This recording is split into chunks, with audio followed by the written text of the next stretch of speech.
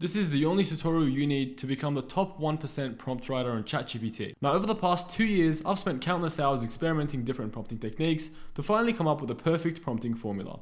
And in this short video, I'll be sharing that with you. So without further ado, let's get right into it. The perfect ChatGPT prompt has 8 components: task, context, specific instructions, persona, tone, example, format, and audience. Now, depending on the task in hand, all or a combination of these 8 components must be used to get the best output from ChatGPT. Now let's start from the most important component, task. Every ChatGPT prompt requires a task. A task is a sentence with an action verb, telling the GPT to do something for you, like telling it to generate this or analyze that or so on and so forth, depending on your use case. Without a task, the GPT will think you're just giving it random information and it wouldn't actually know what to do with that information. It's like if you were to just text ChatGPT saying, hey, okay, well, what's next, right? In this example, I'll tell ChatGPT to send an email to Steve with an annual sales report and apologizing for that sales report being late. But I won't give any more context to ChatGPT. And as you can see, the output is very broad and I definitely will not be sending that to Steve. So the next most important thing is to give ChatGPT some context as to why you need this prompt answered. In the context, you want to tell ChatGPT about the background information and the scenario at hand.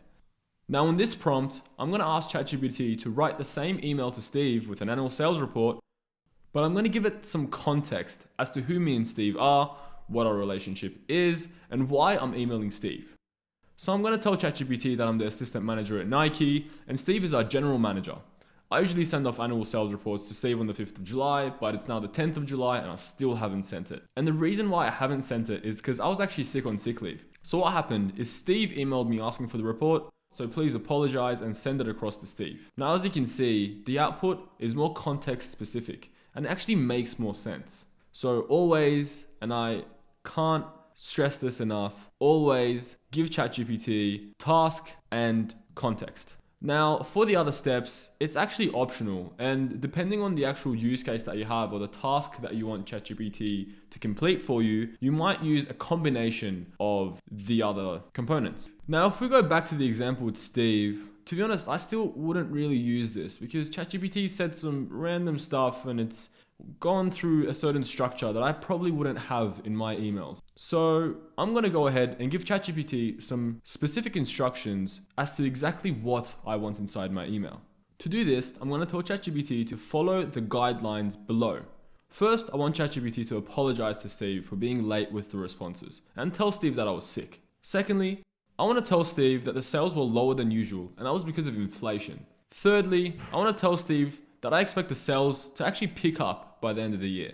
Then I want to tell Steve that I've actually implemented a new method into the store staffing, which will reduce overheads and hopefully increase profit margins in this tough market. Finally, I want to ask Steve if he's available for a call later because I want to raise an important matter with him and I need to actually talk to him personally. So if we have a look at the output here, you can see that ChatGPT actually followed the sort of thought process that I told it to. It said, hey, sorry, it was meant to be on the 5th, but it's now on the 10th.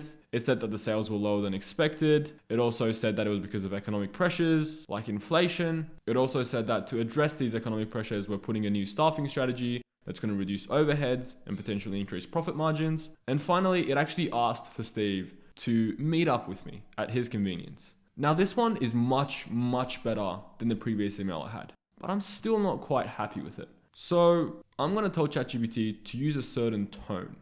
Now, in any sort of copywriting task, you always want to tell ChatGPT to write in a certain tone. The tone you choose should convey the emotion you're trying to spark in the reader. Do you want to make the reader happy? Do you want to make the reader excited? Do you want to make the reader scared? So on and so forth. A lot of times, personally, I don't actually know what tone to use because I don't know what the different tones are and what sort of emotions they spark. So one cheat code that I found is that I can ask ChatGPT to recommend 3 tones that will spark a certain emotion in the reader. Considering the context of this email, I'm going to ask ChatGPT to recommend 3 tones that will cause the reader to feel sorry for me. I want Steve to feel sorry for me so I don't lose my job and also I get a raise. So I have a lot at stake. So yes, I want to exaggerate and make Steve feel bad for me. So ChatGPT came up with 3 different tones: vulnerable, reflective, and resigned. I think we're going to go with vulnerable because it probably fits the scenario very well. So let's try the same exact email, but this time tell ChatGPT to use a vulnerable tone in the email. Now, as you can see, ChatGPT says, "My sincere apologies. I'm truly sorry. Please let me keep my job." So it's a lot more aligned with what I wanted ChatGPT to give me. So don't forget, a tone is very important because it will change the sort of emotion ChatGPT's output will create in the reader. Now, till now, we were playing around with a very specific use case, writing emails. But most of the time, you'll use ChatGPT for anything but writing emails. So let's try a more technical use case. I'm going to make ChatGPT give me some sales advice. Now, in cases where the task is technical, you should always give ChatGPT a persona, telling the GPT to act as a certain professional. You're a wizard, Harry. I'm a what? This will guide the GPT as to how it should be answering your queries and how it should be thinking. I'm going to tell ChatGPT to teach me how to sell a pen. Sell me this pen. I'll start by telling ChatGPT to act as a professional sales consultant, and then proceed to give it some context and a task. Act as a professional sales consultant. I want to sell Jeff a pen. Now, Jeff is my long-term friend that's been sitting across the table from me, and he doesn't actually have a pen. What questions should I ask Jeff to qualify him into selling him the pen? It's an amazing pen for professionals. Let's try this prompt and see what we get. Jeff, what do you usually use for writing or taking notes during your day? Do you often find yourself looking for a pen? What? Well, as you can see, ChatGPT is nowhere near good of a sales consultant as, I forgot that guy's name in Wolf of Wall Street that sold the pen. But at least it's performing a little better than it would have if you just told it to qualify people into selling a pen. Now, on tasks where you want ChatGPT to follow a previous format or template, you should give ChatGPT an example of an input and output pair that it can actually follow. In this example, I'm going to tell ChatGPT to predict a patient's diagnosis from their symptoms and always output it as, this name is likely suffering from this disease.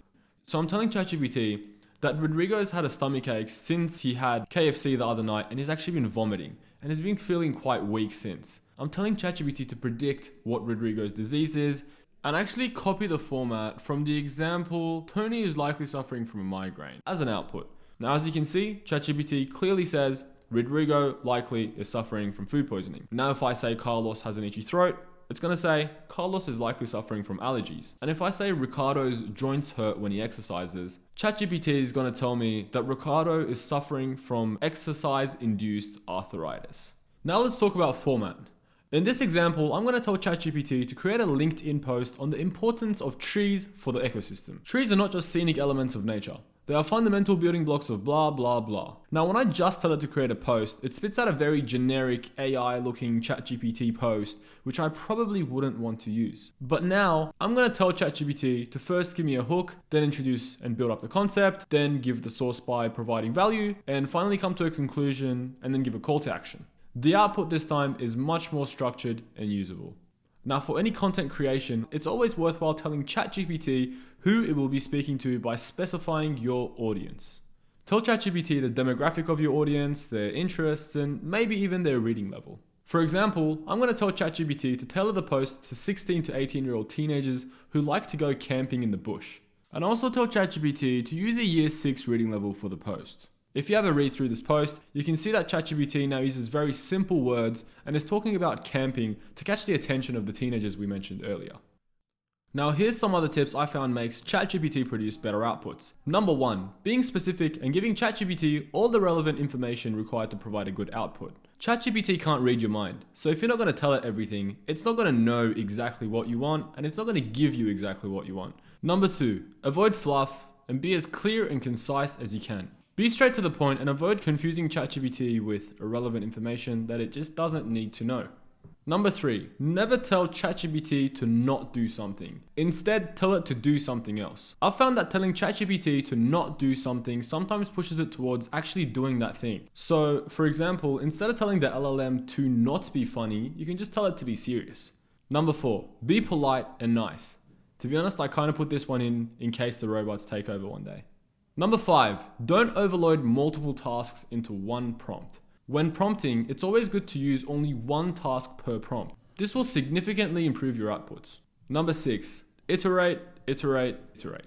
Even by following the instructions in this tutorial step by step, you still might not get the perfect output straight away. Best thing you can do is continuously prompt, identify shortfallings, iterate, and then prompt again, and keep doing that, and doing that, and doing that, until eventually you're going to get the perfect prompt with the perfect output. Finally, ask ChatGPT if it missed anything. As you know, LLMs have a tendency to hallucinate, or basically make things up. One way to try and reduce hallucination from LLMs is to tell them to double check what their output was and see if they missed anything, or fact check it to see if everything is correct.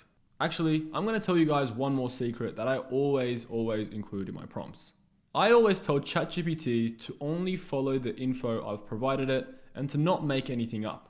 This way, ChatGPT will only go based off the information you've given it in the context and the instructions, and it wouldn't hallucinate, which is going to make your outputs much better. And that's a wrap on this tutorial. If you found this video useful, please like and subscribe. We're going to be doing AI tutorials just like this one every single week. See you at the next one.